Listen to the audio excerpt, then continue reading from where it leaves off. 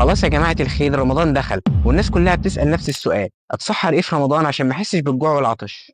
اول حاجة انت تعرف ان انت تقدر تاخد ثواب على وجبة السحور لو نويت نية تطبيق سنة النبي صلى الله عليه وسلم، لان النبي صلى الله عليه وسلم قال: تسحروا فإن في السحور بركة.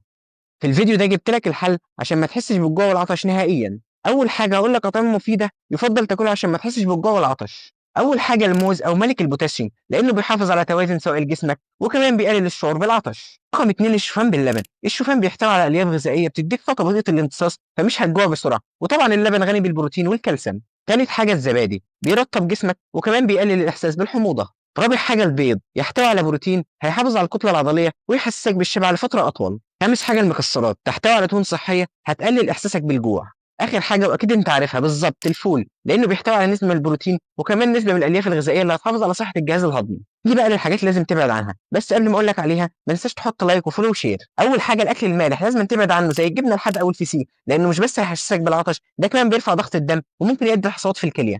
تاني حاجه المقليات، لانها تقيله على المعده وكمان ممكن تؤدي لعسر في الهضم.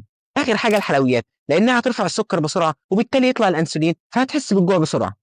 اخر حاجه لازم افكرك بيها هي اغتنام شهر رمضان، افتح صفحه جديده مع ربنا وتوب ليه، وان شاء الله يغفر لك الذنوب اللي فاتت كلها. واجتهد على قد ما تقدر في الصيام والقيام وقراءة القرآن، وربنا يجعلنا وإياكم من عتقائه من النار ومن المقبولين في هذا الشهر الكريم.